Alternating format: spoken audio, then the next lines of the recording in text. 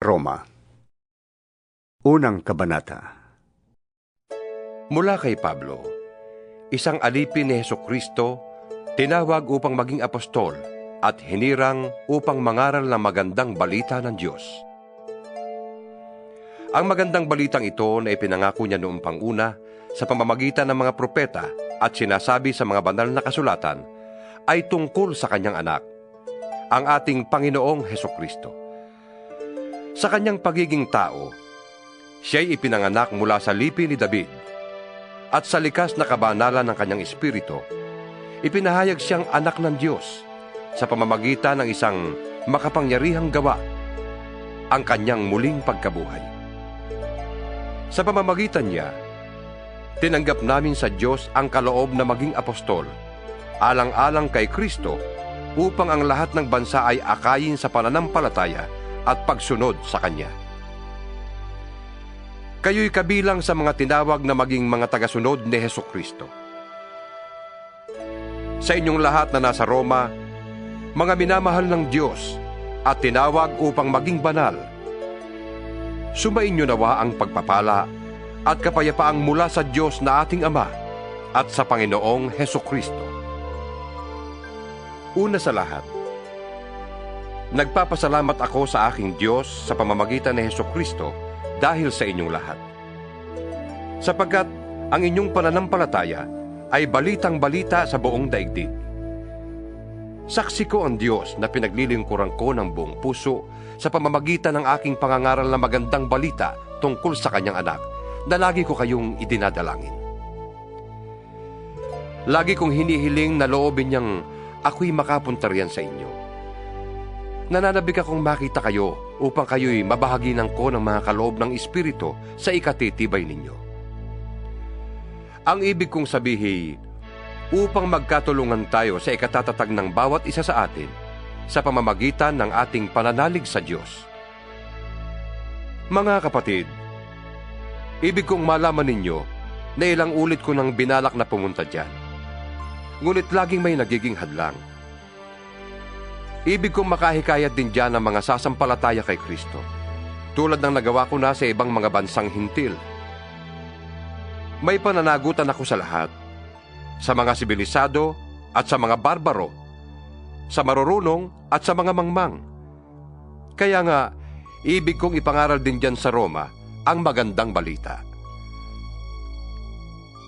Hindi ko ikinahihiya ang magandang balita, sapagkat ito ang kapangyarihan ng Diyos sa ikaliligtas ng bawat sumasampalataya, unay ang mga Hudyo at gayon din ang mga Griego.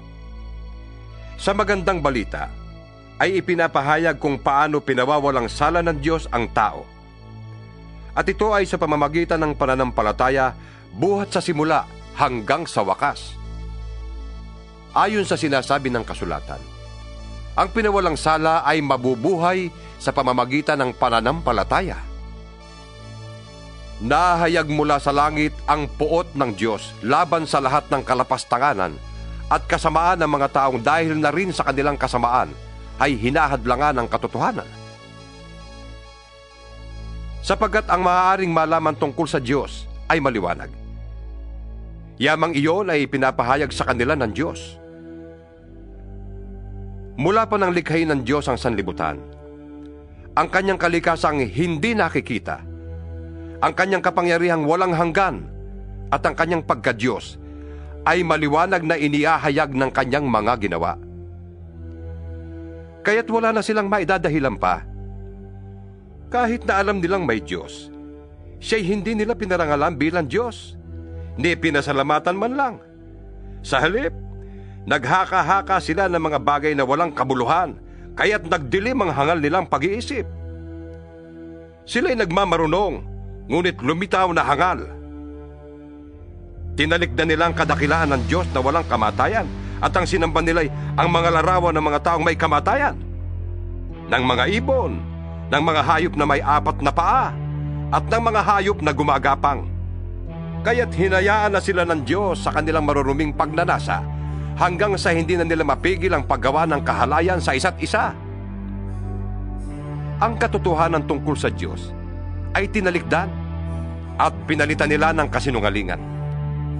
Sinamba nila at pinaglingkuran ang nilikha, sa halip na ang lumikha, na siyang dapat papurihan magpakailanman.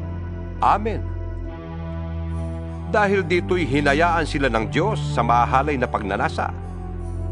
Ayaw nang makipagtalik ng mga babae sa mga lalaki, at sa halip ay sa kapwa babae sila nakikipag-ugnayan. Ganon din ang mga lalaki. Ayaw na nilang makipagtalik sa mga babae, at sa kanilang kapwa lalaki sila nauhumaling. Ginagawa nila ang mga kasuklam-suklam na bagay, kaya't sila'y parurusahan ng parusang nararapat sa kanilang masasamang gawa. Dahil ayaw nilang kilalanin ng Diyos, hinayaan sila ng Diyos sa masasamang pag-iisip at sa mga gawaing kasuklam-suklam.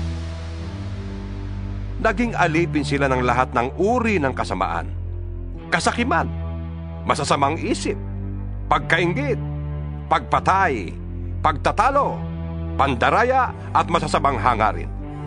Sila'y naging mahihilig sa tsismis, mapanirampuri, nasusuklam sa Diyos, walang pakundangan, mapagmataas, mayayabang, mapagkathanang kasamaan, at suwail sa magulang. Sila'y naging mga hangal, mga taksil, mga walang puso, at di marunong lumingap sa kapwa. Nalalaman nila ang utos ng Diyos na dapat mamatay ang mga gumagawa nito. Ngunit, patuloy sila sa paggawa nito, at natutuwa pang makita na ang iba ay gumagawa ng ganoon. Ikalawang kabanata. Kaya nga, sino ka mang humahatol sa iba, wala kang maidadahilan. Sapagkat sa paghatol mo sa iba, hinahatulan mo rin ang iyong sarili. Dahil ikaw na humahatol ay gumagawa rin ng ganoon. Nalalaman nating makatarungan ang hatol ng Diyos laban sa mga gumagawa ng mga iyon. Akala mo ba'y makakaiwas ka sa parusa ng Diyos kung hahatulan mo ang mga gumagawa ng masasamang gawaing ginagawa mo rin naman? O baka naman ibig mo pang hamakin ng Diyos dahil siya ay napakabait, mapagpigil at mapagpaumanhin? Hindi mo ba alam na napakabuti ng Diyos kaya binibigyan kanya ng pagkakataong magsisi at tumalikod sa kasalanan? Ngunit sa katigasan ng iyong ulo at di pagsisisi, lalo mong pinabibigat ang parusang igagawad sa iyo sa araw na yon kung kailan iyahayag ang poot at makatwirang paghatol ng Diyos. Sapagkat igagawad niya sa lahat ng tao ang naaayon sa kanilang mga ginawa. Bibigyan niya ng buhay na walang hanggan ang mga taong patuloy na gumagawa ng mabuti, naghahangad ng karangalan, kadakilaan at kawalang kamatayan. Ngunit, matinding galit at poot ang sasapitin ng mga taong lumilikha ng pagkakabahabahagi at ayaw sumunod sa katotohanan kundi sa kasamaan. Paghihirap at kapighatian ang daranasin ng bawat gumagawa ng masama. Una ang mga Hudyo at gayon din ang mga Griego. Ngunit, karangalan, kapurihan at kapayapaan naman ang tatamuhin ng bawat gumagawa ng mabuti. Una ang mga Hudyo at gayon din ang mga Griego. Sapagkat walang itinatangi ang Diyos. Ang lahat ng nagkakasala na hindi saklaw ng kautusan ni Moises ay parurusahan. Ngunit, hindi batay sa kautusan. Subalit ang lahat naman ng nagkakasala na saklaw ng kautusan ay hahatulan batay sa kautusan. Sapagkat hindi ang mga nakikinig sa kautusan, kundi ang sumusunod dito ang siyang pawawalang sala ng Diyos. Kapag ang mga hintil na hindi saklaw ng kautusan ay gumagawa ng ayon sa hinihingi nito, ayon sa kanilang likas na pag-iisip, ito'y nagiging kautusan na para sa kanila. Ipinapakita ng kanilang mga gawa na nakasulat sa kanilang puso ang hinihingi ng kautusan. Pinapatunayan din ito ng kanilang budhi, sapagkat kung minsan, sila'y sinusumbatan nito, at kung minsan naman, sila'y pinagtatanggol nito sa kanilang isipan. Ayon sa magandang balitang aking ipinapangaral, mangyayari ito sa araw na ang mga lihim ng lahat ng mga tao'y hahatulan ng Diyos sa pamamagitan ni Kristo Jesus. Ngunit ikaw, na nagsasabing ikaw ay Hudyo at nananalig sa kautusan, ipinagmamalaking mong may kaugnayan ka sa Diyos. Sabi mo'y alam mo ang kanyang kalooban at ang mabubuting bagay sapagkat itinuro ito sa iyo ng kautusan. Ang palagay mo'y taga-akay ka ng bulag. tanglaw ng mga nasa kadiliman, tagapayo ng mga hangal, at tagapagturo ng mga bata, dahil natuklasan mo sa kautusan ang buong kaalaman at katotohanan. Nagtuturo ka sa iba, bakit di mo turuan ang iyong sarili? Nangangaral kang masama ang magnakaw. Ikaw ba hindi nagnanakaw? Sinasabi mong huwag mangangalunya. Ikaw ba'y hindi nangangalunya? Nasusuklam ka sa mga Diyos-Diyusan. Ngunit pumapasok ka ba sa mga templo nito? Makapagnakaw lamang? Ipinagmamalaki mong saklaw ka ng kautusan. Ngunit nilalapastangan mo naman ang Diyos sa pamamagitan ng paglabag mo sa kautusan. Sapagkat nasusulat, ang pangalan ng Diyos ay nilalait ng mga hentil dahil sa inyo. mahalaga lamang ang iyong pagiging tuli kung tumutupad ka sa kautusan. Subalit, kung lumalabag ka sa kautusan, para ka ring hindi tuli. Kung ang hindi tuli ay gumagawa ng ayon sa hinihingi ng kautusan, hindi ba siya ituturing na tuli? Kaya ikaw na Hudyong nasa ilalim ng kautusan, ngunit hindi naman tumutupad niyan, ay hahatulan ng mga hindi tuling tumutupad sa kautusang yon. Sapagkat ang isang tao ay hindi nagiging Hudyo dahil sa panlabas na kaanyuan o dahil sa siya ay tinuli sa laman. Ang tunay na Hudyo ay ang taong nabago sa puso't kalooban ayon sa Espiritu at hindi ayon sa kautusang nasusulat.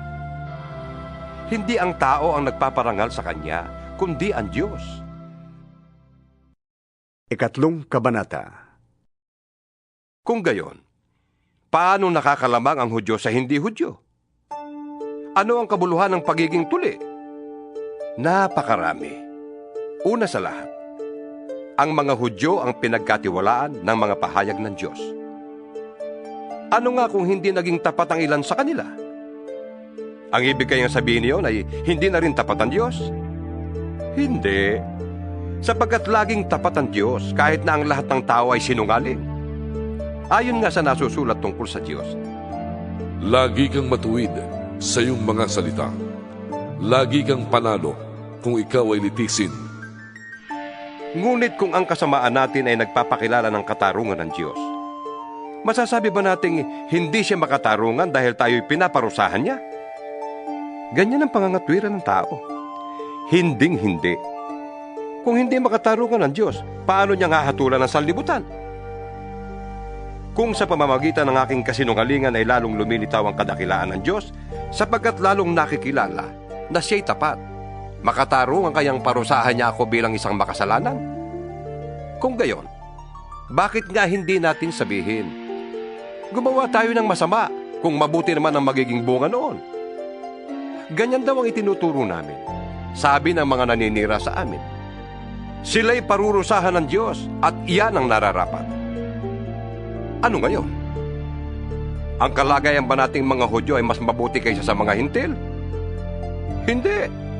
Sapagkat pinatunayan na namin na ang lahat ng tao ay makasalanan, maging Hudyo o hintil. Ayon sa nasusulat, Walang matuwid. Wala kahit isa. Walang nakakaunawa. Walang naghahanap sa Diyos. Ang lahat ay lumihis ng landas at nagpakasama. Walang gumagawa ng mabuti. Wala kahit isa. Ang lalamunan nila ay tulad ng libingang bukas. Ang kanilang dilay ginagamit sa pandaraya. Ang labi nila ay may kamandag ng ulupong. Puno ng pagmumura at masasamang salita ang kanilang bibig. Walang anuman sa kanila ang pagpatay ng kapwa. Parang dinaanan ng salot ang kanilang madaanan. Hindi nila alam ang daan ng kapayapaan. Hindi sila marunong matakot sa Diyos. alam natin na anumang sinasabi ng kautusan ay sinasabi sa mga nasasakupan nito upang walang maidahilan ng sinuman at sa gayoy managot ang lahat sa Diyos. Walang taong magiging katanggap-tanggap sa Diyos sa pamamagitan ng pagsunod sa kautusan dahil ipinapakita lamang ng kautusan na ang tao'y nagkasala. Ngunit ngayon nahayag na kung paano magiging matuwid ang tao sa harap ng Diyos. Ito ay hindi sa pamamagitan ng kautusan, kahit na ito'y pinapatotohanan ng kautusan at ng mga propeta. Ginagawang matuwid ng Diyos ang lahat ng nananalig kay Hesukristo sa pamamagitan ng kanilang pananalig sa Kanya, maging Hudyo o Hintil. Ang lahat ay nagkasala at walang sino mang karapat-dapat sa paningin ng Diyos. Ngunit, dahil sa Kanyang kagandahang loob, sila ay pinawalang salanan niya sa pamamagitan ni Kristo Jesus na nagpalaya sa kanila. Siya ang inialay ng Diyos bilang handog upang sa pamamagitan ng Kanyang dugo ay mapatawad ang kasalanan ng lahat ng sasampalataya sa Kanya. Ginawa ito ng Diyos upang patunayang siya'y matuwid. Noong una, nagtimpi siya at ipinagpaumanhin ang mga kasalanang nagawa ng mga tao. Ngunit ngayon ay tuwirang ipinapakita ng Diyos na siya'y matuwid at siya nagpapawalang sala sa mga sumasampalataya kay Jesus. Kaya ano ngayon ang ating may pagmamalaki?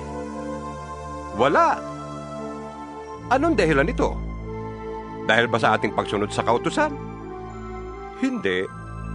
Kundi dahil sa ating pananampalataya. Maliwanag kung gayon na sa pamamagitan ng pananampalataya ay pinapawalang sala ang tao at hindi sa pamamagitan ng pagtupad sa kautusan. Ang Diyos ba'y Diyos lamang ng mga Hudyo? Hindi ba't Diyos din siya ng mga Hintil? Oo, siya ay Diyos din ng mga Hintil. Sapagkat iisa lamang ang Diyos. Tatanggapin niya ang mga Hudyo dahil sa kanilang pananampalataya kay Jesus, at gayon din ang gagawin niya sa mga Hintil. Pinapawalang saysay ba namin ng kautusan dahil sa pananampalatayang ito? Hindi. Sa halip ay pinagtitibay pa nga namin. Ika-4 na kabanata. Tungkol naman kay Abraham na ating ninuno, ano ang masasabi natin? Ano ang kanyang karanasan tungkol sa bagay na ito? Kung pinawalang sala siya ng Diyos dahil sa mga nagawa niya, may maipagmamalaki sana siya. Ngunit, wala siyang maipagmalaki sa paningin ng Diyos. Ano ang sinasabi ng kasulatan? Sumampalataya sa Diyos si Abraham at dahil dito, siya ay itinuring na matuwid ng Diyos. Ang ibinibigay sa taong gumagawa ay hindi itinuturing na kaloob, kundi upa. Ngunit, ang hindi nananalig sa sariling mga gawa, kundi sumasampalataya sa Diyos na nagpapawalang sala sa makasalanan, ay pinawalang sala dahil sa kanyang pananampalataya. Kaya't tinawag ni David na mapalad ang taong tinanggap ng di dahil sa sariling nagagawa. Sinabi niya, Mapapalad ang mga taong pinatawad na sa kanilang pagsuway at napawi na ang mga kasalanan. Mapalad ang taong hindi na pagbabayarin ng Panginoon sa kanyang mga kasalanan. ang pagpapala kayang ito'y para sa mga tuli lamang? Hindi. Ito'y para sa mga di tuli din. Sinasabi natin batay sa kasulatan na pinawalang sala si Abraham dahil sa kanyang pananampalataya. Kailan yun nangyari? Bago siya tinuli o pagkatapos? Hindi pagkatapos, kundi bago siya tinuli.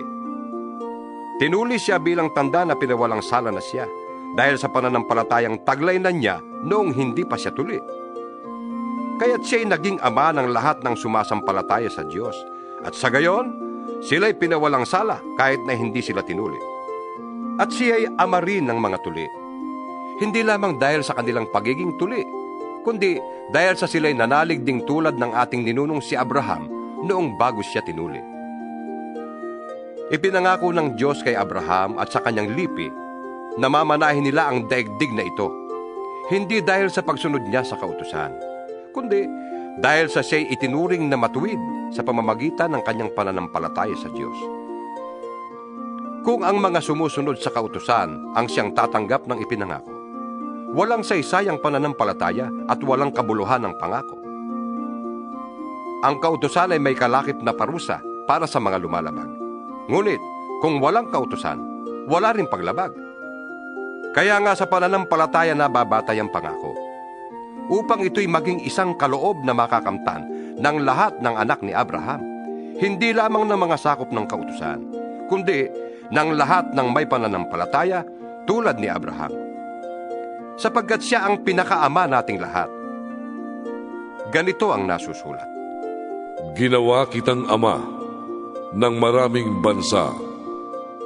Ang pangakong ito'y may bisa sa harap ng Diyos na kanyang pinapanaligan. Ang Diyos na bumubuhay sa mga patay at lumilikha sa lahat ng bagay.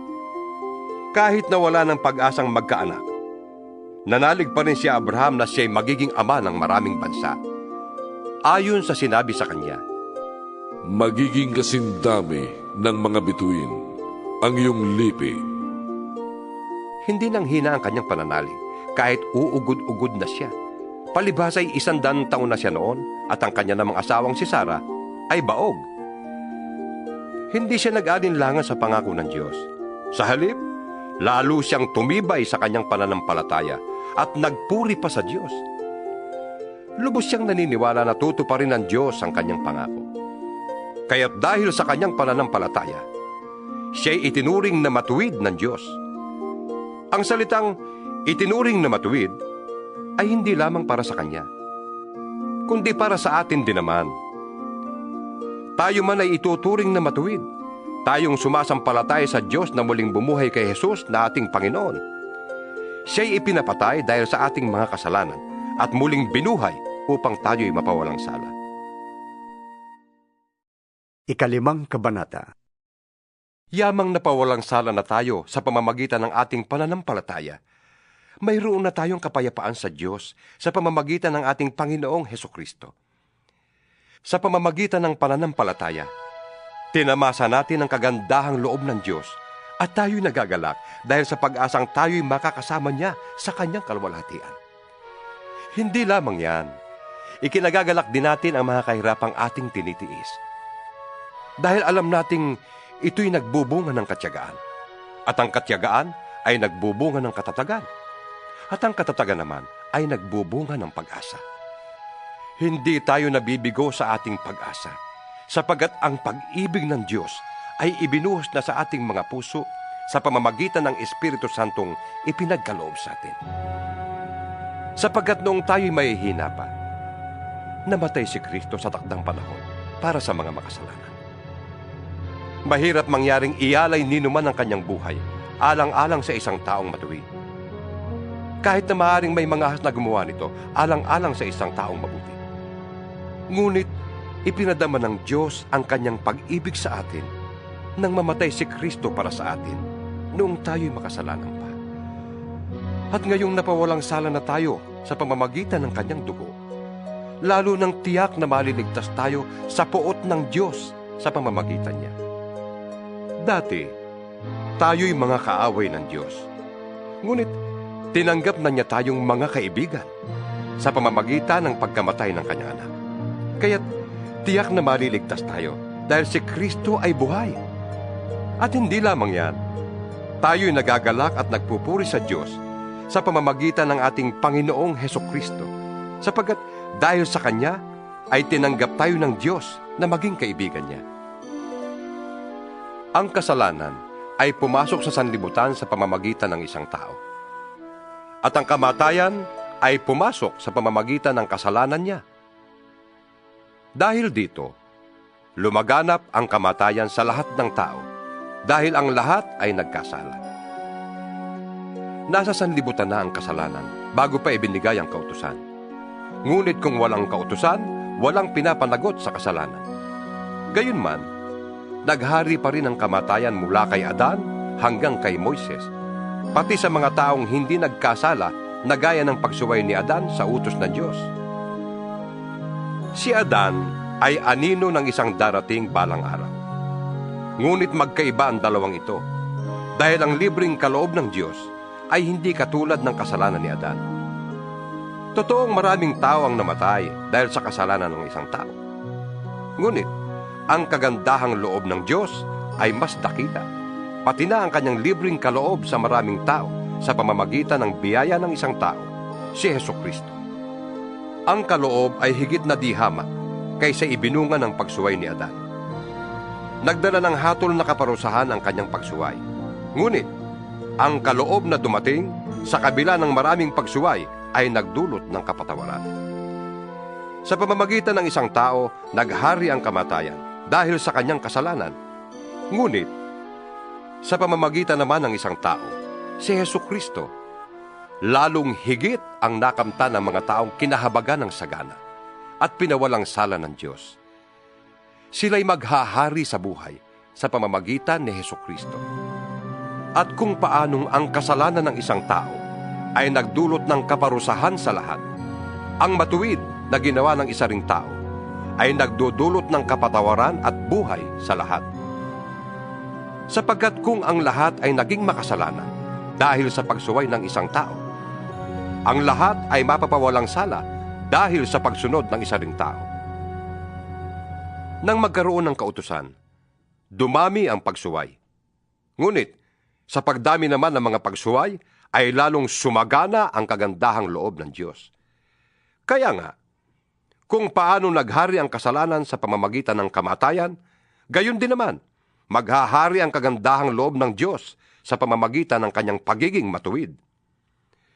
Ito'y magdudulot ng buhay na walang hanggan sa pamamagitan ng ating Panginoong Hesukristo. Ika-6 na kabanata. Ano ngayon ang sasabihin natin? Patuloy ba tayong magkakasala upang sumagana sa atin ang kagandahang loob ng Diyos? Hindi. Tayo'y patay na sa kasalanan. Kaya't paano pa tayo mamumuhay sa pagkakasala? Hindi ba ninyo alam na tayong lahat na nabautismuhan kay Kristo Jesus ay nabautismuhan sa kanyang kamatayan? Sa makatwid, tayo'y namatay na at nalibing nakasama niya sa pamamagitan ng bautismo upang kung paanong binuhay na muli si Kristo sa pamamagitan ng dakilang kapangyarihan ng Ama, tayo rin ay magkaroon ng panibagong buhay. Sapagkat kung nakasama tayo ni Kristo sa isang kamatayang katulad ng kanyang kamatayan, tiyak na tayo ay makakasama rin niya sa isang muling pagkabuhay na katulad ng kanyang muling pagkabuhay. Alam natin na ang dati nating pagkatao ay naipako na sa krus kasama niya upang mamatay ang ating makasalanang pagkatao at nang hindi na tayo maalipin pa ng kasalanan. Sapagkat ang namatay na ay pinalaya mula sa kapangyarihan ng kasalanan. Kung tayo'y namatay ng kasama ni Kristo, naniniwala tayong mabubuhay rin tayong kasama niya. Alam nating si Kristo na muling binuhay ay hindi na muling mamamatay. Wala nang kapangyarihan sa kanya ang kamatayan. Nang siya'y mamatay, namatay siya ng minsanan para sa kasalanan. At ang buhay niya ngayon ay para sa Diyos na lamang. Kaya, dapat din ninyong ibilang ang inyong sarili na patay na sa kasalanan. Subalit, buhay naman para sa Diyos. Yamang kayo'y nakipag-isa na kay Kristo Jesus. Huwag na ninyong paghariin ang kasalanan sa inyong mga katawang may kamatayan upang hindi na kayo maalipin ang masasamang hilig nito. Huwag na ninyong ipailalim sa kapangyarihan ng kasalanan ang alinmang bahagi ng inyong katawan bilang kasangkapan sa paggawa ng kasamaan.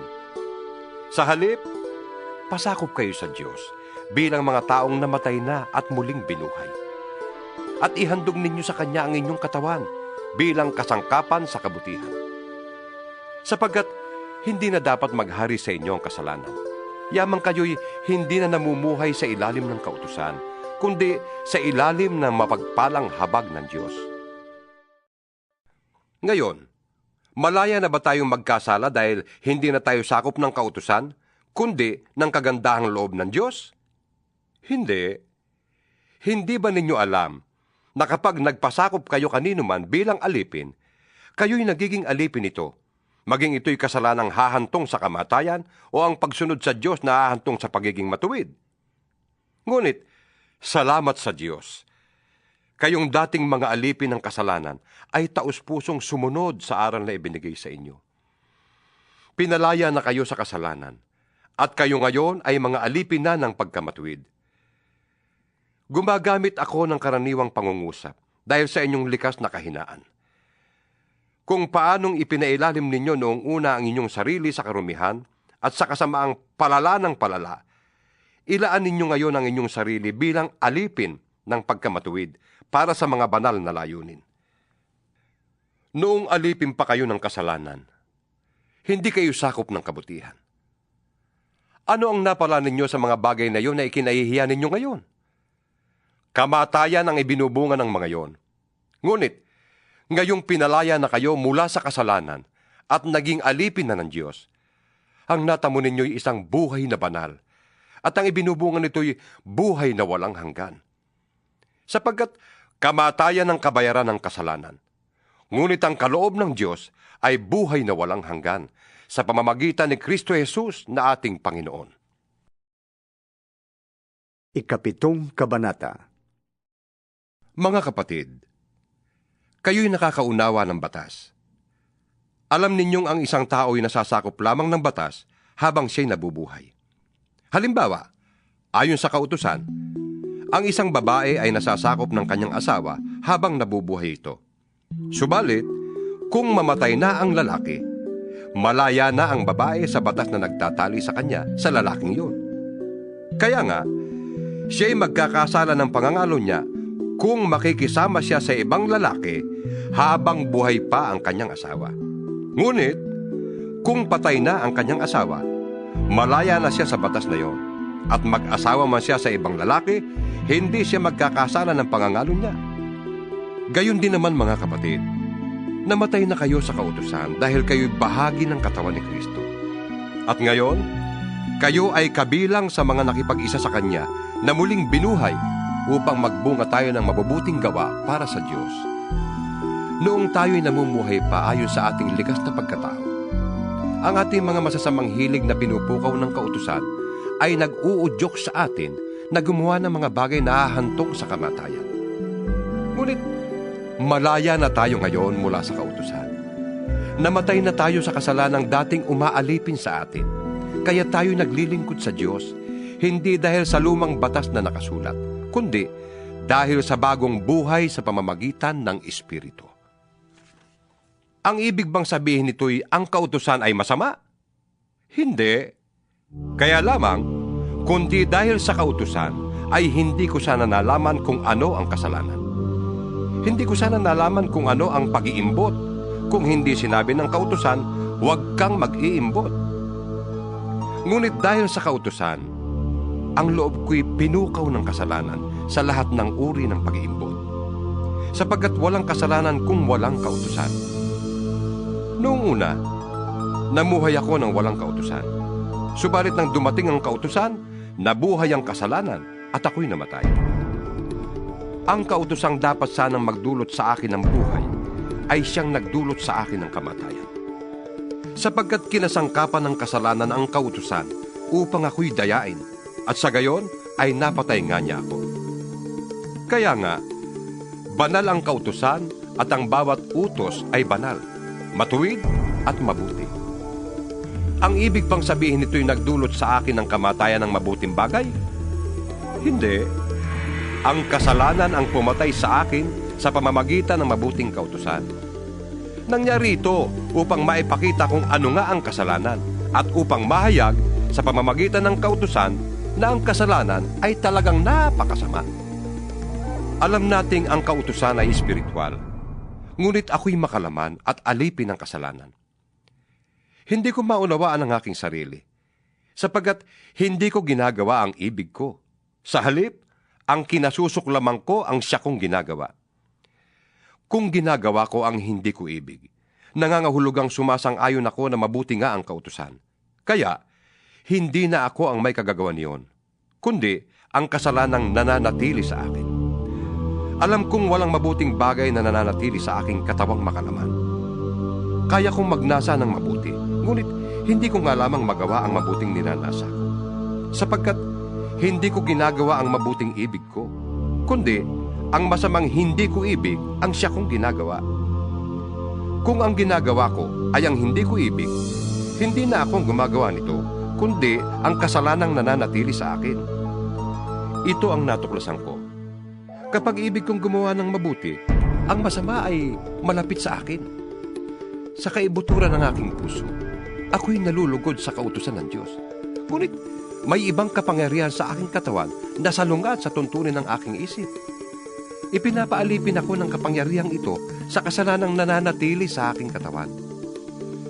Anong saklap ng aking kalagayan?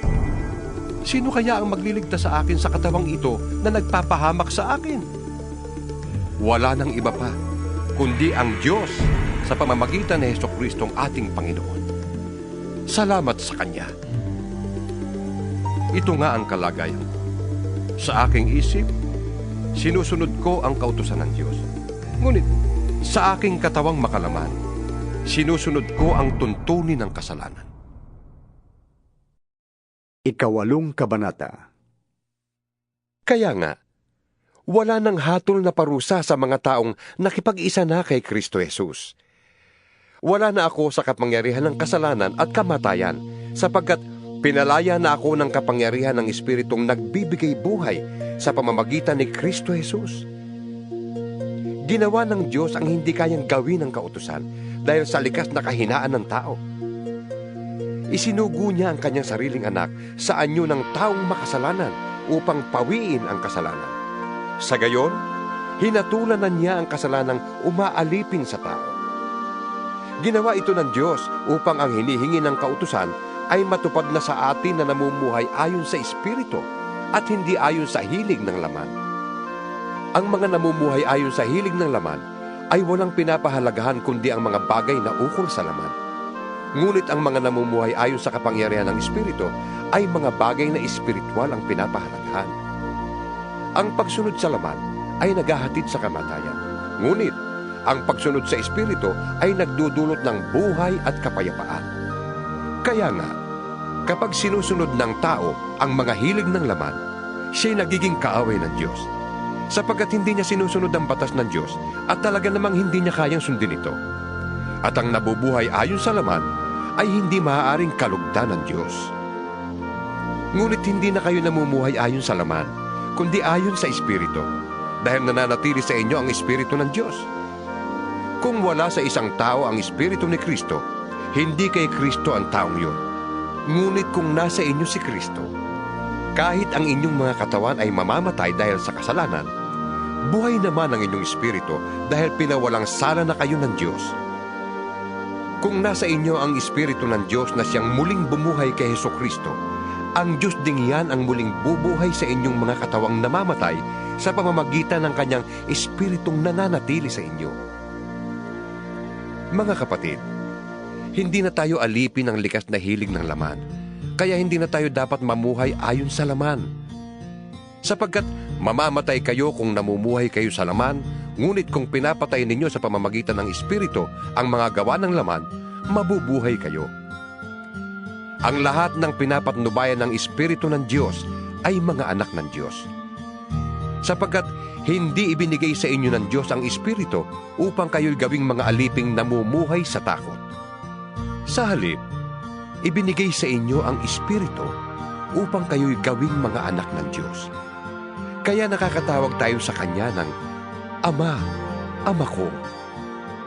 Ang Espiritu ang nagpapatotoo, kasama ng ating Espiritu, na tayo'y mga anak ng Diyos. At iyamang mga anak, tayo'y mga tagapagmana ng Diyos at kasamang tagapagmana ni Kristo. Sapagkat kung tayo'y kasama niya sa pagtitiis, tayo'y makakasama niya sa kanyang kalwalhatian. Para sa akin, ang mga pagtitiis natin sa kasalukuyan ay hindi maihahambing sa kalwalhatiang mahayag sa atin balang araw. Sapagkat nanabik ang sangnilikha na ihayag ng Diyos ang kanyang mga anak. Nabigo ang sangnilikha, hindi dahil sa kagustuhan nito, kundi dahil itinulot yun ng Diyos. Gayunman, nagbigay rin siya ng pag-asa na ang lahat ng nilikha ay pinalaya ng Diyos para hindi na ito mabulok at makabahagi ito sa malwalhating kalayaan ng mga anak ng Diyos. Alam nating hanggang ngayon ang sangnilikha ay dumaraing dahil sa hirap, na tulad ng isang nanganganak. At hindi lamang ito, kundi pati tayong tumanggap na ng Espiritu bilang unang kaloob ng Diyos ay dumaraing habang hinihintay natin ang paghahayag ng ating pagiging mga anak ng Diyos at ang paglaya ng ating mga katawan. Naligtas tayo dahil sa pag-asa. Ngunit hindi iyon matatawag na pag-asa kung nakikita na natin ang ating inaasahan.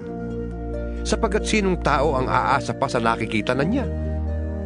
Ngunit kung umaasa tayo sa hindi natin nakikita, hinihintay natin yun ng buong tiyaga. Gayon din naman, tinutulungan tayo ng Espiritu sa ating kahinaan. Hindi tayo marunong manalangin ng wasto, kaya't ang Espiritu ang dumaraing para sa atin sa paraang di natin kayang sambitin. At alam ng Diyos na nakakasaliksik sa puso ng tao kung ano ang loobin ng Espiritu, sapagkat ang Espiritu ang namamagitan para sa mga hinirang ayon sa kalooban ng Diyos.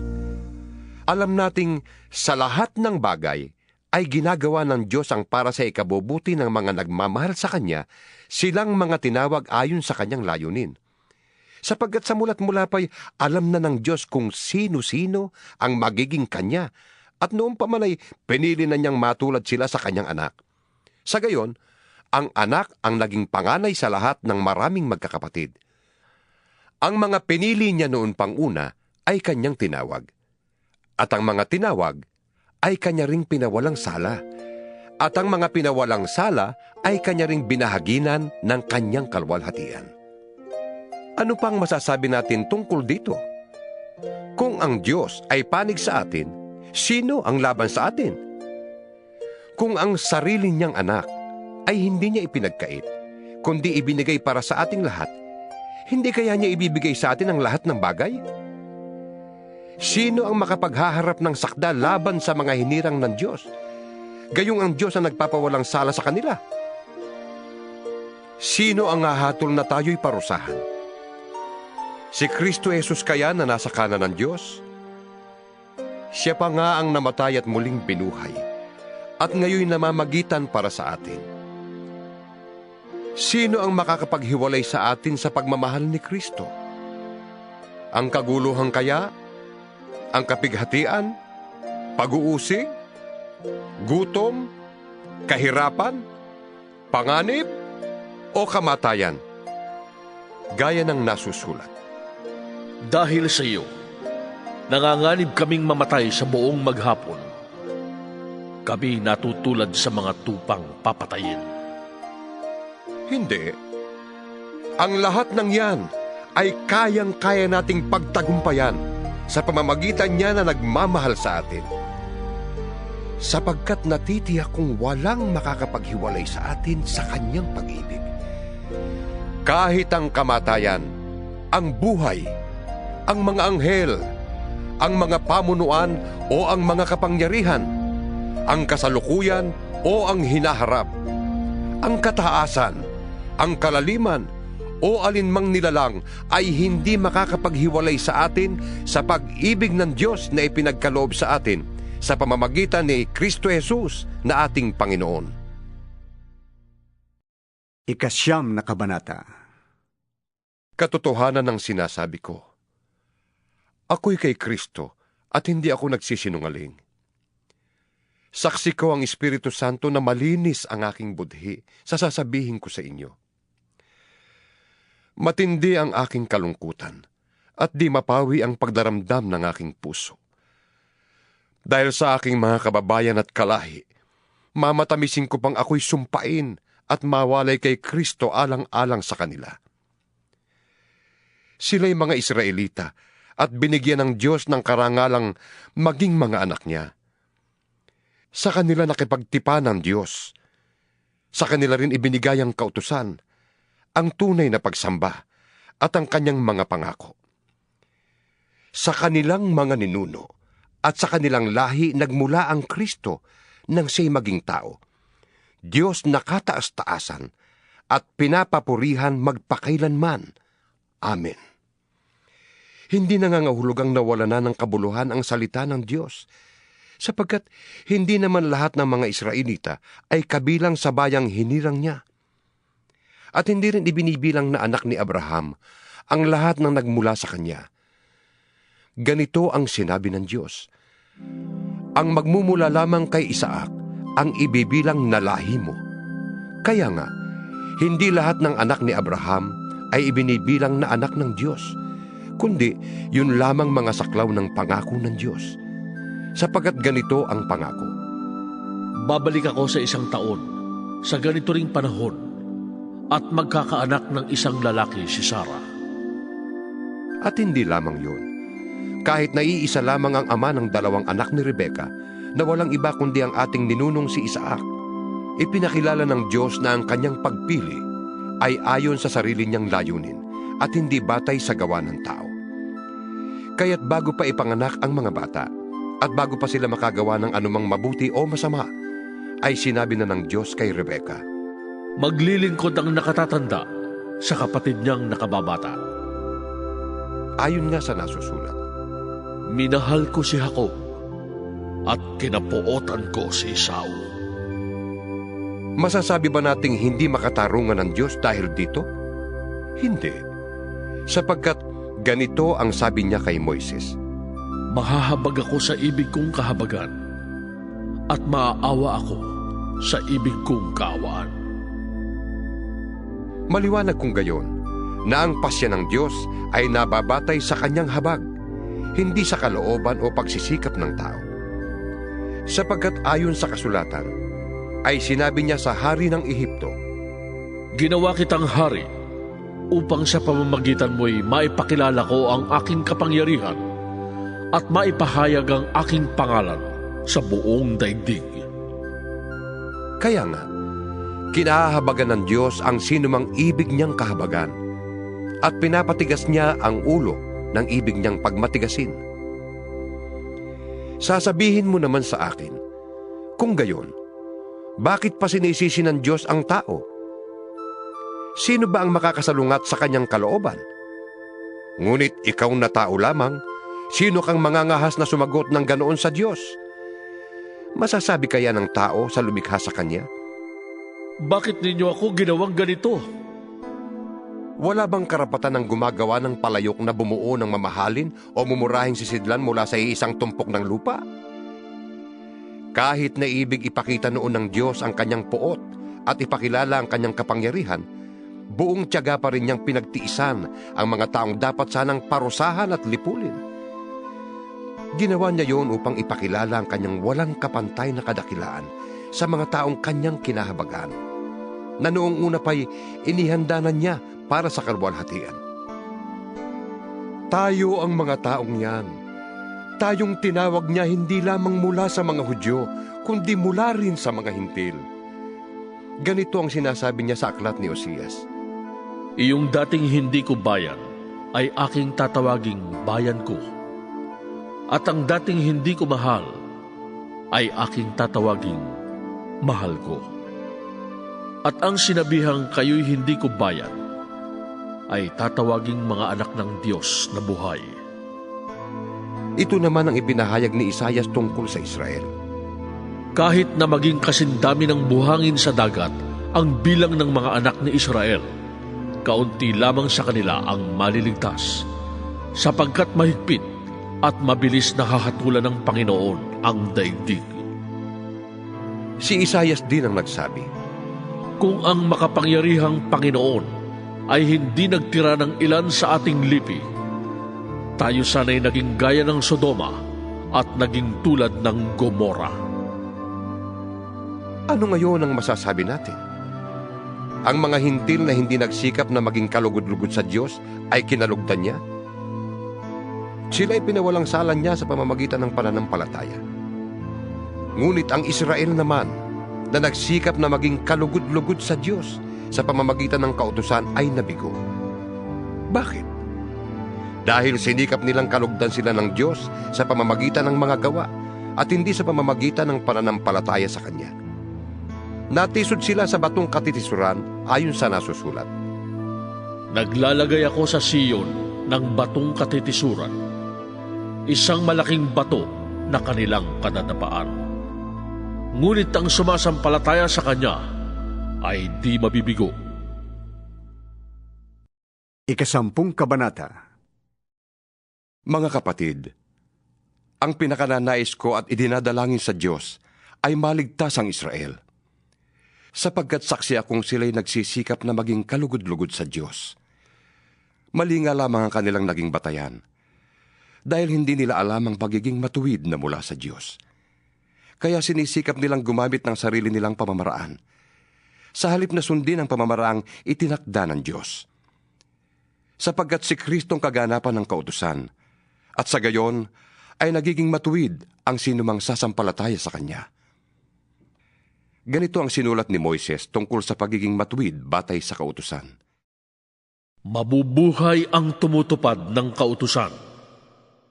Ngunit ganito naman ang sinasabi tungkol sa pagiging matuwid batay sa pananampalataya. Huwag mong sabihin sa iyong sarili, sino ang aakyat sa langit? Na para bang ibig pababain si Kristo. Huwag mo ring sabihin, sino ang mananaog sa kailaliman? Na para bang ibig ibangon si Kristo mula sa mga patay. Sapagkat ganito ang sinasabi. Malapit sa iyo ang salita. Nasa mga labi mo na at nasa iyong puso.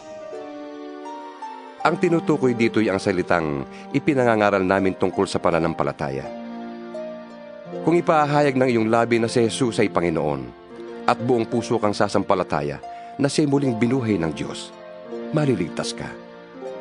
Sapagkat sumasampalataya ang tao sa pamamagitan ng kanyang puso. At nang sa gayon ay nagiging matuwid at nagpapahayag siya sa pamamagitan ng kanyang labi at sa gayon ay naliligtas. Sabi nga ng kasulatan, Hindi mabibigo ang sinumang sumasampalataya sa Kanya. walang pagkakaiba ang katayuan ng Hudyo at ng Hintil. Iisa ang Panginoon ng lahat at siya'y masaganang magbigay sa lahat ng tumatawag sa Kanya. Sapagkat sinasabi sa kasulatan, Maliligtas ang lahat ng tumatawag sa Panginoon. ngunit paano sila tatawag sa Kanya kung hindi sila sumasampalataya? Paano silang mananampalataya kung wala pa silang napakinggan tungkol sa Kanya? Paano naman silang makapakikinig kung walang mangangaral sa kanila? At paano makapangangaral ang sinuman kung hindi sila sinugo? Ayon sa nasusulat, O kay inam na pagmasdan ang pagdating ng mga may dalang magandang balita. ngunit hindi lahat ay tumanggap na magandang balita, gaya ng sinulat ni Isaias. Panginoon, sino ang naniwala sa pahayag namin? Kaya't ang pananampalataya ay bunga ng pakikinig. At ang pakikinig naman ay bunga ng pangangaral tungkol kay Kristo. Ngunit ang tanong ko'y, hindi kaya sila nakapakinig? Oo, sila'y nakapakinig, sapagkat nasusulat. Abot sa lahat ng dako ang kanilang tinig, at ang mga salita nila'y laganap sa sanlibutan. Ito pa ang isa kong tanong. Hindi kaya nakaunawa ang bansang Israel? Noon pa'y sinagot na ito ng Diyos sa pamamagitan ni Moises. Gagamitin ko ang mga taong hindi man lamang isang bansa upang kayo'y inggitin. Gagamitin ko ang isang bansang hangal para kayo'y galitin. Buong tapang namang ipinahayag ni Isaias ang sinabi ng Diyos. Natagpuan ako ng mga hindi naghahanap sa akin. Ako'y nagpahayag sa mga hindi nag-uusisa tungkol sa akin. Subalit, tungkol naman sa Israel, ay sinabi niya, Maghapon akong nananawagan sa isang bansang matigas ang ulo at mapaghimagsik. 11 kabanata. ito ngayon ang tanong ko. Itinakwil na nga kaya ng Diyos ang kanyang bayan? Hindi. Ako'y isang Israelita rin, mula sa lahi ni Abraham at kabilang salipi ni Benjamin. Hindi itinakwil ng Diyos ang kanyang bayan na sa simula pa'y hinirang na niya. Hindi ba ninyo alam ang sinasabi ng kasulatan tungkol kay Elias? Dumaing siya sa Diyos dahil sa ginagawa ng Israel. Panginoon, Sabi niya, pinatay nila ang iyong mga propeta at giniba ang iyong mga dambana. Ako na lamang ang natitira at ibig pa nilang patayin. ngunit ano ang sagot sa kanya ng Diyos? Nagtira ko ng 7,000 lalaking hindi sumamba sa Diyos-Diyosang si Baal. Ganoon din sa kasalukuyan. Mayroon pang nalalabing mga hinirang ng Diyos dahil sa kanyang kagandahang loob. At kung iyon ay dahil sa kanyang kagandahang loob, maliwanag na hindi dahil sa gawa. Sapagkat kung ang ginawa ng tao ang batayan, hindi na masasabing kagandahang loob yun, Ano ngayon? Hindi nakamta ng bansang Israel ang kanyang ninanais. Ang mga hinirang lamang ang nagkamit nito dahil matigas ang ulo ng iba. Ganito ang sabi ng kasulatan. Binigyan sila ng Diyos ng manhid na diwa, mga matang hindi makakita, at mga tengang hindi makarinig hanggang sa panahong ito. At sinabi rin ni David, Maging bitag at patibong nawa ang kanilang pagpipista, isang katitisuran at parusa sa kanila. Lumabo nawa ang kanilang mata nang hindi sila makakita, at sila'y makuba sa hirap habang nabubuhay. ito naman ang tanong ko ngayon. Ang pagkatisod ba ng mga Israelita ay nangangahulugang sila'y tuluyan ng bumagsak? Hindi. Sa halip, dahil sa kanilang kasalanan, ang kaligtasan ay nakarating sa mga hintil upang mainggit ang mga Israelita sa mga ito. Ngayon, kung ang kasalanan ng mga Israelita ay nagdulot ng masaganang pagpapala sa sanlibutan, at kung ang kanilang pagbagsak ay nagdulot ng masaganang pagpapala sa mga hintil, ay di lalo na kapag nagbalik loob sa Diyos ang buong Israel. Ito naman ang sasabihin ko sa inyo, mga hintil. Yamang ako'y apostol ninyo, ipinagmamalaki ko ang aking tungkulin. Ginagawa ko ito upang inggitin ang aking mga kababayang Hudyo, at nang sa gayon ay maligtas ang ilan man lamang sa kanila. Kung ang pagkatakwil sa kanila ay naging daan upang maibalik sa Diyos ang sanlibutan, ang muling pagtanggap sa kanila ng Diyos ay matutulad sa muling pagkabuhay ng patay. Kung ang unang tinapay ay inihandog sa Diyos, ang lahat ng tinapay na mula sa masang pinagkunan noon ay para na ring inihandog sa Diyos.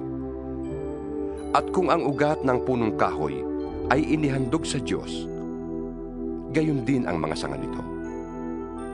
Kung pinutol ang ilang sanga ng punong ulibo, at ikaw na sanga ng ulibong ligaw, ang idinugtong sa puno upang makabahagi sa buhay na nanggagaling sa ugat ng punong ito, huwag kang magmalaki sa mga sangang pinutol.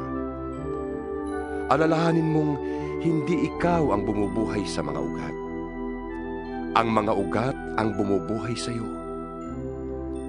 Sasabihin mo naman, pinutol ang mga sanga upang ako'y maidugtong. Totoo yan. Pinutol sila dahil hindi sila sumampalataya sa Diyos. At ikaw naman ay idinugtong dahil sumampalataya ka sa Kanya. Kaya't huwag kang magmataas. Sa halip ay matakot ka. Sapagkat kung ang mga tunay na sanga ay hindi pinanghinayangan ng Diyos, ikaw pa kaya ang panghihinayangan niya? Dito'y makikita natin ang kabutihan at kabagsikan ng Diyos. Naging mabagsik siya sa mga hindi nananalig sa Kanya. Subalit, mabuti siya sa inyo kung mananatili kayo sa Kanyang kabutihan. Kung hindi, kayo may puputulin din. Ang mga Hudyo'y idudugtong niyang muli sa puno kung sila ay sasampalataya, sapagkat kayang gawin yon ng Diyos. Kung ikaw na sangang galing sa ulibong ligaw ay naidugtong sa tunay na ulibo, kahit na salungat ang ganoon sa takbo ng kalikasan, lalo pang madaling idugtong sa puno ang mga tunay na sanga nito.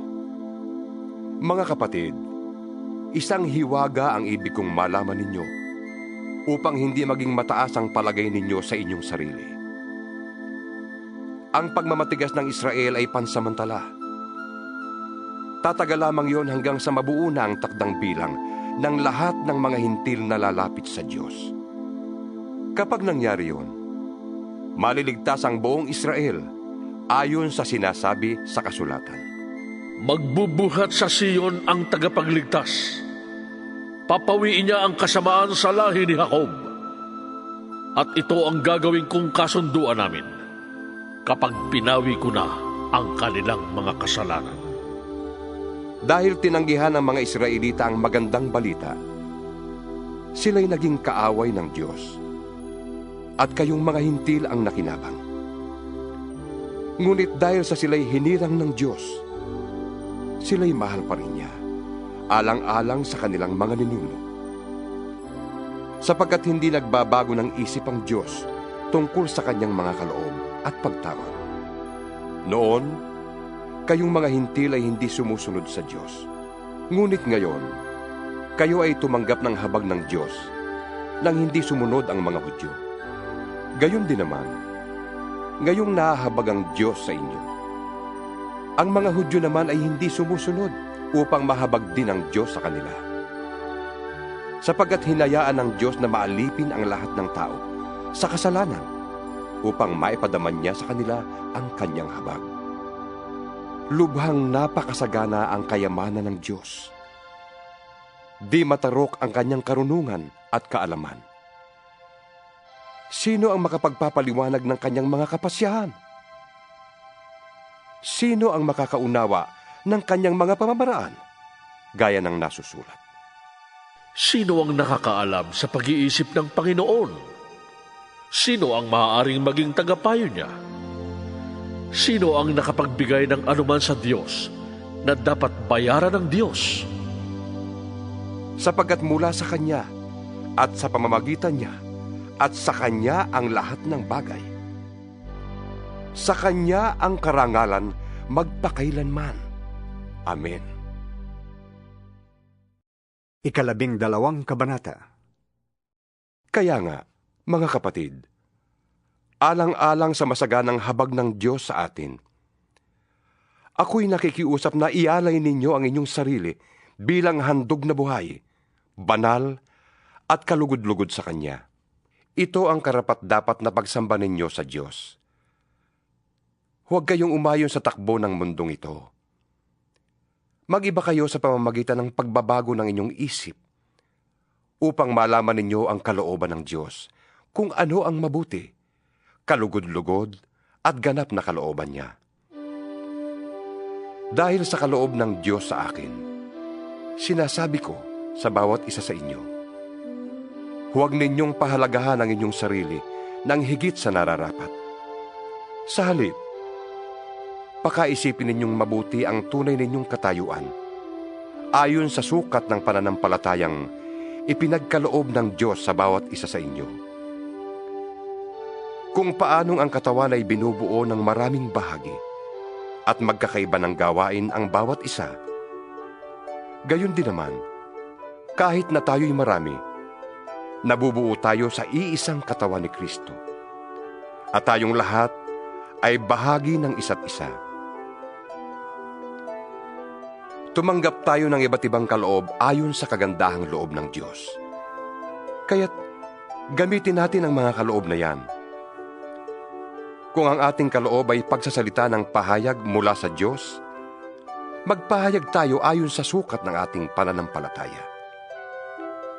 Kung paglilingkod ang ating kaloob, maglingkod tayo. Magturo ang tumanggap ng kaloob sa pagtuturo. Magpalakas ng loob ang may kaloob sa pagpapalakas ng loob. Kung pag-aabuloy ang iyong kaloob, mag-abuloy ka ng buong kaya. Kung pamumuno naman, mamuno ka ng buong sikap. Kung pagkakawang gawa ang iyong kaloob, gawin mo yan ng buong galak. Maging tunay ang inyong pagmamahalan. Kasuklaman ninyo ang masama at pakaibigin ang mabuti. Magmahalan kayo bilang tunay na magkakapatid at pahalagahan ninyo ang iba ng higit sa pagpapahalaga nila sa inyo. Magpakasipag kayo at huwag maging tamad. Buong puso kayong maglingkod sa Panginoon. Magala kayo dahil sa inyong pag-asa. Magtiyaga kayo sa inyong kapighatian at laging manalangin. Tumulong kayo sa pangangailangan ng mga kapatid at patuloyin ninyo ang mga taga-ibang lugar. Idalangin ninyo ang mga umuusig sa inyo. Idalangin niyo sila at huwag sumpain. Makigala kayo sa mga nagagalak at makitangi sa mga tumatangis. Magkaisa kayo ng damdamin. Huwag kayong magmataas. Sa halip ay makisama kayo kahit sa mga dukha. Huwag ninyong ipalagay na kayo'y napakarunong. Huwag ninyong gantihan ng masama ang masama. Sikapin ninyong mamuhay ng marangal hanggat maaari. Makisama kayo ng maayos sa lahat ng tao. Mga minamahal, huwag kayong maghihiganti. Ipaubaya niyo yon sa Diyos, sapagkat nasusulat, Akin ang paghihiganti. Ako ang gaganti, sabi ng Panginoon. sa halip, gaya ng sinasabi sa kasulatan, Kung nagugutom ang iyong kaaway, pakainin mo. Kung nauuhaw, painumin mo. Sa gayon, mapapahiya siya sa kanyang sarili. huwag kang magpadaig sa masama, kundi daigin mo ng mabuti ang masama. 13 kabanata. Ang bawat tao'y dapat pasakop sa mga pinuno ng pamahalaan, sapagkat walang pamahalaang hindi mula sa Diyos, at ang Diyos ang nagtatag ng mga pamahalaang umiiral. Kaya nga, ang lumalaban sa pamahalaan ay lumalaban sa itinakda ng Diyos, at sila'y parurusahan. Ang mga pinuno ay hindi dapat katakutan ng taong gumagawa ng mabuti. Ang mga gumagawa lamang ng masama ang dapat matakot. Kung ayaw mong matakot sa mga namumuno, gumawa ka ng mabuti at papupurihan ka pa nila. Sila'y mga lingkod ng Diyos sa ikabubuti mo. Ngunit, kung gumagawa ka ng masama, dapat kang matakot, sapagkat sila'y may kapangyarihang magparusa. Sila'y mga lingkod ng Diyos na nagpaparusa sa mga gumagawa ng masama. Kaya nga, dapat kayong pasakop sa kanila, hindi lamang upang hindi kayo maparusahan, kundi dahil sa iyo ng matuwid. Iyan din ang dahilan kung bakit kayo nagbabayad ng buwis. Ang mga pinuno ng pamahalaan ay mga lingkod ng Diyos, at sila ang namamahala sa mga bagay na ito. Ibigay ninyo sa bawat isa ang nararapat sa kanya. Magbayad kayo ng buwis sa kinauukulan. Gumalang sa nararapat igalang, at parangalan ang dapat parangalan. Huwag kayong magkakaroon ng sagutin kanino man, maliban sa saguting magmahalan sa isa't isa. Sapagkat ang nagmamahal sa kapwa ay nakakatupad sa kautusan. Ang mga utos gaya ng Huwag kang mangangalo niya. Huwag kang papatay. Huwag kang magnanakaw. Huwag kang mag-iimbot. at alinmang utos na tulad ng mga ito ay nauuwing lahat sa iisang utos. Mahalin mo ang iyong kapwa, gaya ng iyong sarili. Ang nagmamahal ay hindi gumagawa ng masama kanino man. Kaya't ang pagmamahal ang katuparan ng kautusan. Alam ninyong panahon na upang gumising kayo. Ang pagliligtas sa atin ay higit ng malapit ngayon, kaysa noong tayo'y unang sumampalataya sa Panginoon. Namamaalam na ang gabi at malapit ng lumiwanag. Layuan na natin ang lahat ng gawang masama at italaga natin ang sarili sa paggawa ng mabuti. Mamuhay tayo sa liwanag at huwag gugulin ang panahon sa magulong pagsasaya at paglalasing, sa pagpapakasawa sa hilig ng laman at kahalayan, sa alitan at inggitan. Ang Panginoong Hesukristo ang paghariin ninyo sa inyong buhay, at huwag ninyong sundin ang mga hilig ng laman. 14 na kabanata. Tanggapin ninyo ang mahina sa pananampalataya, at huwag makikipagtalo tungkol sa kanyang paniniwala. May naniniwalang maaari siyang kumain ng anuman, ngunit gulay lamang ang kinakain ng mahina sa pananampalataya.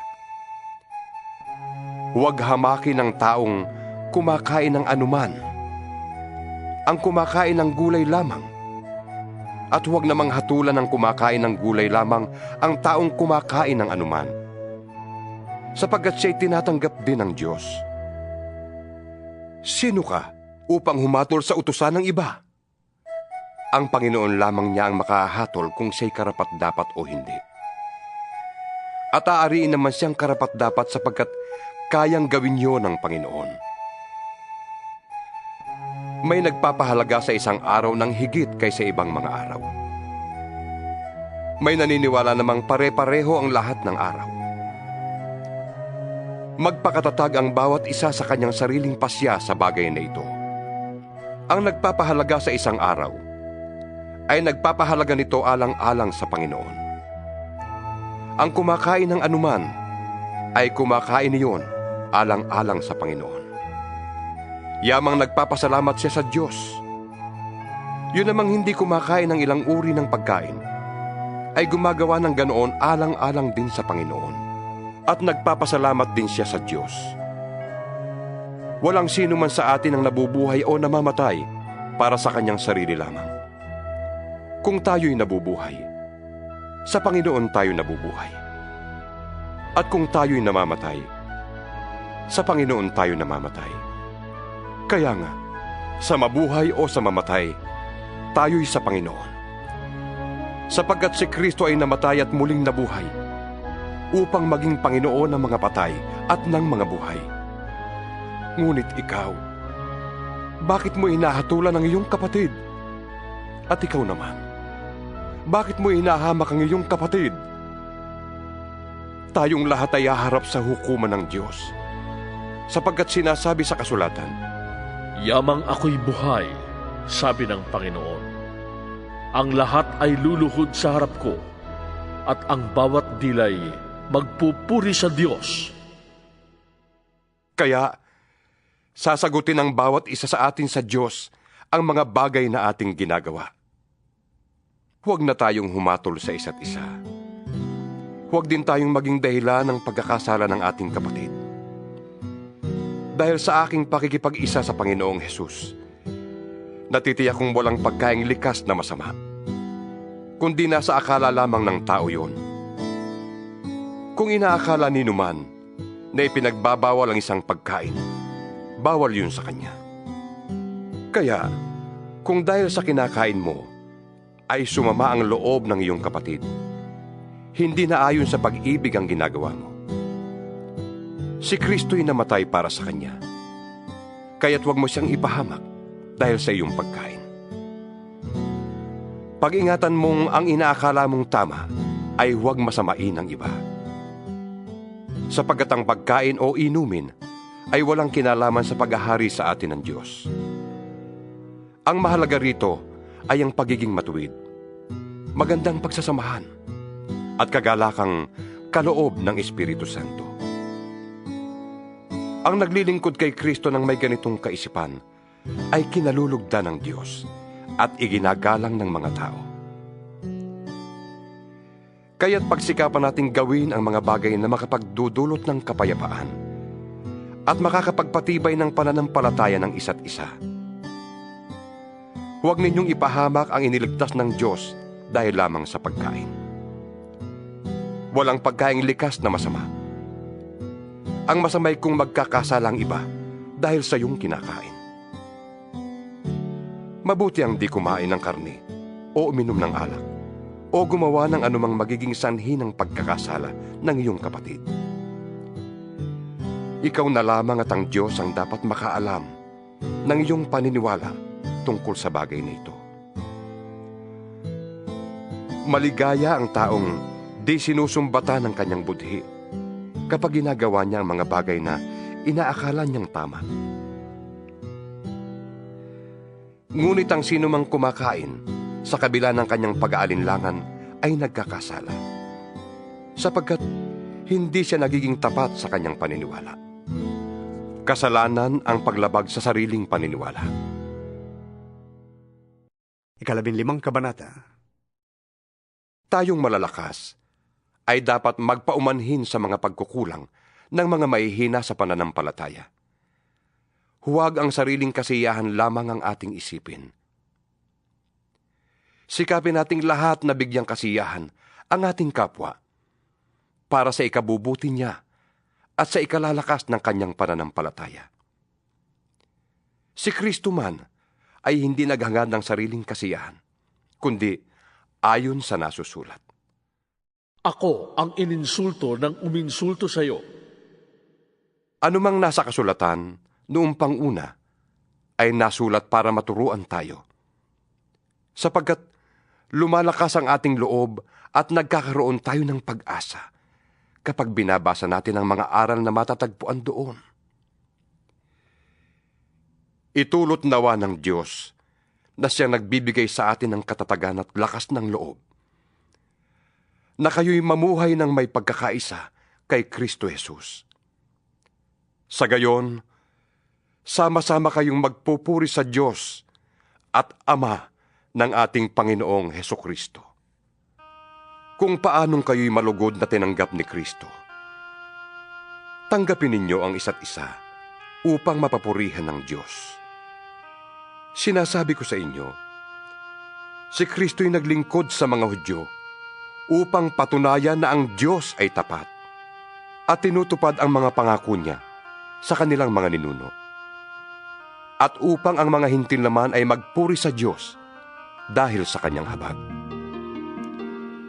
Ganito ang sinasabi sa kasulatan. Kaya't pupurihin kita sa gitna ng mga hentil at aawitan kita ng papuri.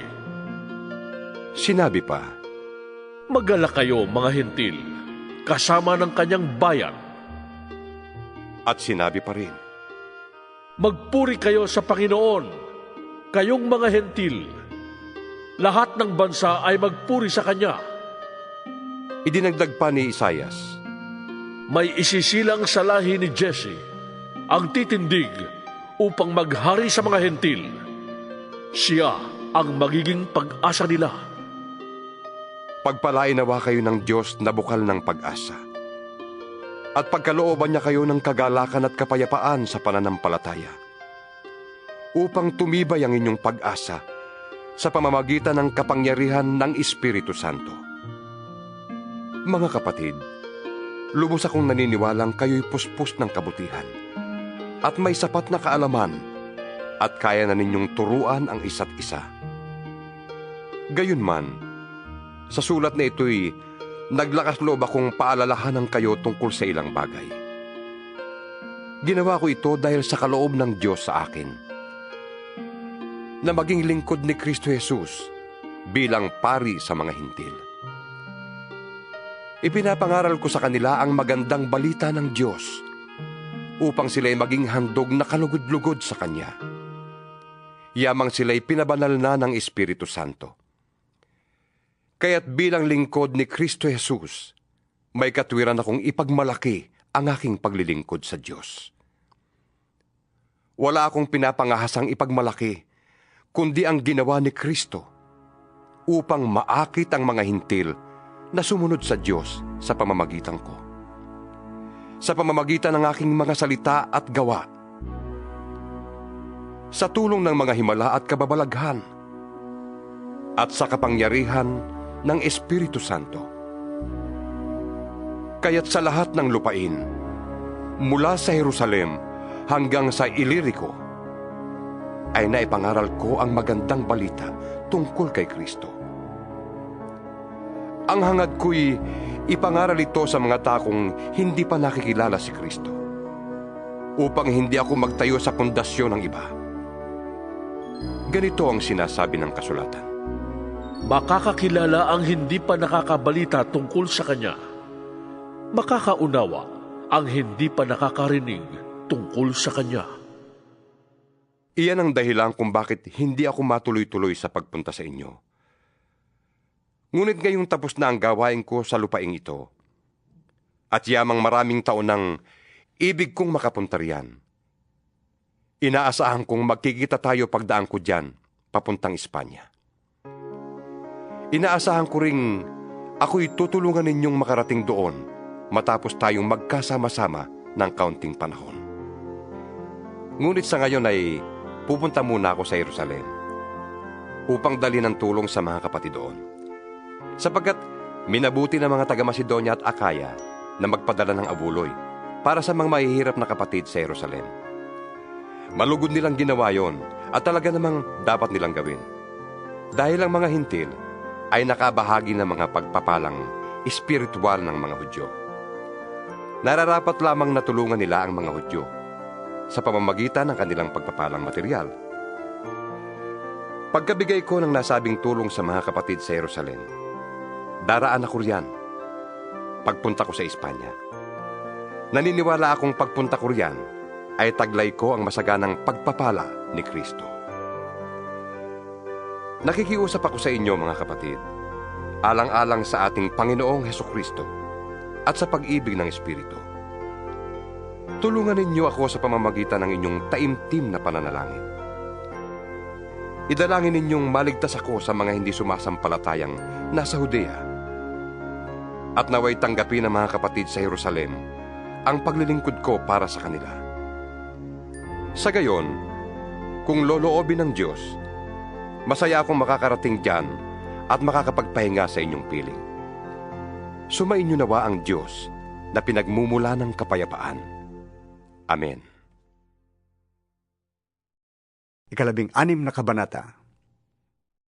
Itinatagubilin ko sa inyo ang ating kapatid na si Febe, na isang tagapaglingkod ng iglesia sa Sincrea. Tanggapin niyo siya alang-alang sa Panginoon, gaya ng nararapat nating gawin bilang magkakapatid. Tulungan niyo siya sa anumang pangangailangan niya, sapagkat marami siyang natulungan. Kasama na ako. Ikumusta ninyo ako kina Priscilla at Aquila, na mga kamanggagawa ko kay Kristo Jesus. Itinaya nila ang kanilang sarili sa panganib upang iligtas ang aking buhay. At hindi lamang ako ang nagpapasalamat sa kanila, kundi pati lahat ng iglesia ng mga hintil.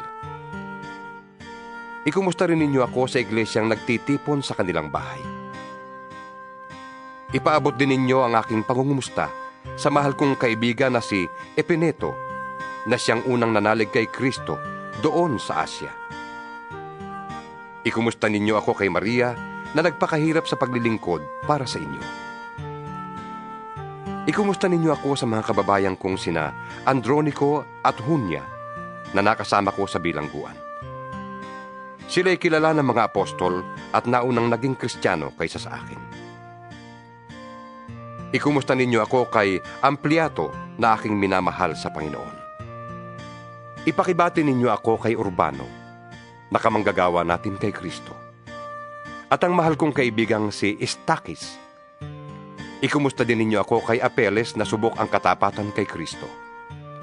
Gayon din sa pamilya ni Aristobulo, sa kababayan kong si Herodion, at sa mga kapatid sa Panginoon sa sambahayan ni Narciso. Ikumusta ninyo ako kina Trifena at Trifosa na mga lingkod ng Panginoon. Gayon din sa mahal kong kaibigang si Persida na naglingkod na mabuti sa Panginoon. Ibati ninyo ako kay Rufo na magiting na lingkod ng Panginoon at sa kanyang ina na para ko na ring ina. Ikumusta rin ninyo ako kina Asincrito, Flegonte, Hermes, Patrobas, Hermas at sa mga kapatid na kasama nila.